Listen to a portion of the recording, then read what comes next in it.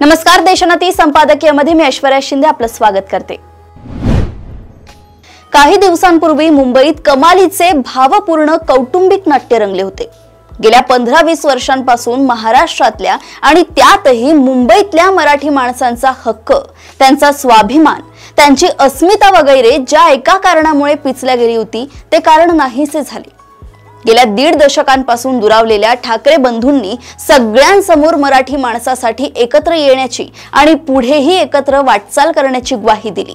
या प्रसंगाला साक्षी असणाऱ्या मराठी जनांनी तर निवडणुकीची औपचारिकता पार पाडायची तेव्हा पडेल, परंतु त्या दिवशीच मुंबई महापालिकेची सत्ता ठाकरे बंधूंच्या हवाली केली होती।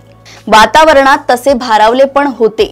स्वतः सुप्रिया सुळेंनी अमित आणि आदित्य या 2 राजपुत्रांना एकमेकांच्या जवळ आणले होते। त्यांचीही बंधू भेट घालून दिली होती। झाले ते चांगलेच झाले।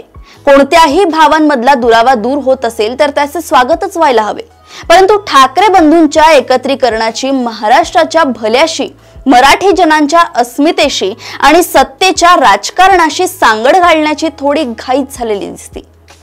आता आम्ही एकत्र आलो आहोत तर मस्तवाल सत्ताधाऱ्यांची सत्ता उलथवून टाकायला आम्हाला वेळ लागणार नाही आणि आम्ही ती उलथवणारच वगैरे बोलले गेले। खरे सांगायचे तर या अभूतपूर्व समारंभाने सत्ताधाऱ्यांच्याही तंबूत घबराट निर्माण झाली होती, परंतु लढल्याशिवाय पर्याय नाही म्हटल्यावर तेही दंड थोपटून उभे ठाकले। या पृष्ठभूमीवर पुढच्या राजकीय संघर्षाची नांदी म्हणून ज्या निवडणुकीकडे पाहिले जात होते त्या निवडणुकीचा निकाल मात्र कमालीचा, अनपेक्षित होता। गेली 9 वर्षे बेस्ट कामगारांच्या पतसंस्थेवर ज्या उद्धव ठाकरे गटाची सत्ता होती त्या उद्धव ठाकरे गटाला राज ठाकरेंच्या पक्षाला सोबत घेतल्यानंतरही या वेळच्या निवडणुकीत भोपळाही फोडता आला नाही। ही एका पतसंस्थेची निवडणूक होती।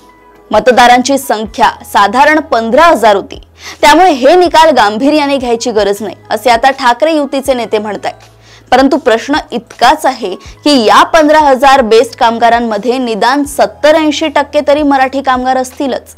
मग त्यांनीही मराठीच्या भाग्य विधात्यांना का बरे नाकारले असेल?